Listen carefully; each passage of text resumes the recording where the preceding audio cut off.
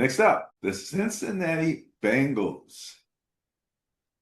General manager de facto. Maybe this is why they can't make a decision on who is it? Their rusher, Duke Tobin, general manager, average net points +3 also.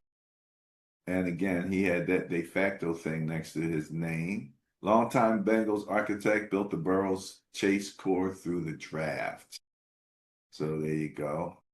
Zach Taylor is their head coach, an offensive strategist from the McVay tree, emphasized timing, routes, and spread formations. Showing off in the preseason, too, with his #1 receiver. Dan Pitcher, offensive coordinator, former quarterback coach, elevated to OC in 2024, known for tailoring schemes to Burrow's strengths. Defensive coordinator is Al Golden, veteran coach with college and NFL experience, emphasizes gap integrity and zone blitzes. And Darren Simmons, special teams coordinator, one of the longest tenured special teams coordinators, is known for consistent punting and return units.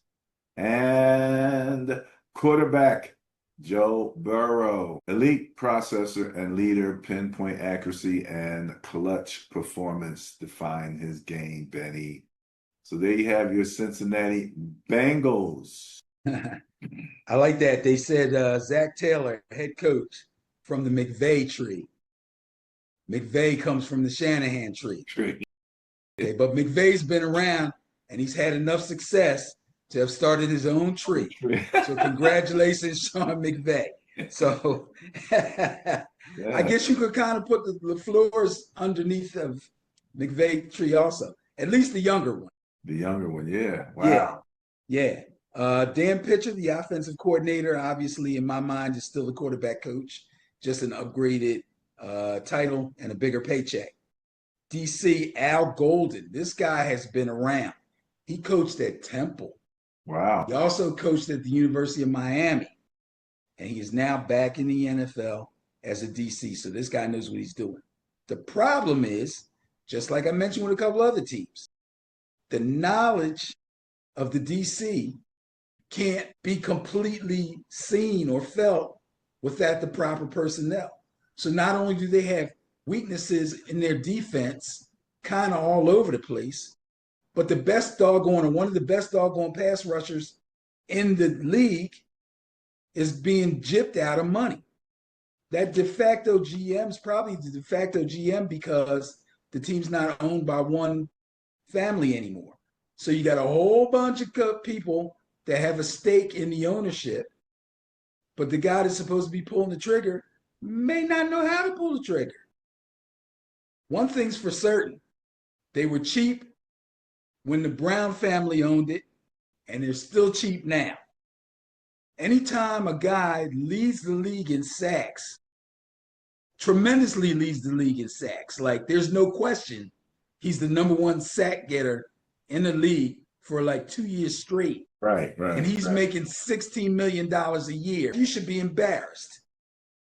You should be ashamed of yourself. What's that, about 28 at the top? What, for pass rushers? Yeah. There's 40. Is it 40? Holy mackerel. Garrett's making 40. Jeez. It's ridiculous. And what makes it so even worse, or not, I don't know if it makes it worse, but if you look at the Cowboys with their pass rusher, same thing. If he signs a historic contract, then what's that's going to say about the Bengals? They're stupid. They better hurry up and do him before. You know what they might. I don't even want to get in a long discussion about owners colluding and all this stuff. Okay, but you can't tell me that owner or de facto owner or whatever you want to call him ain't talking to Jerry Jones, because what's his name? Parsons is under contract. Yeah. So he either plays or he sits out. Right. And if he plays or sits out, it doesn't matter, because next year they can tag him. And then they can tag him again. He is not in the driver's seat. Jerry is. And Jerry's got the money. All right. But the Bengals, I don't get them at all. All right. So there you go. We don't get you.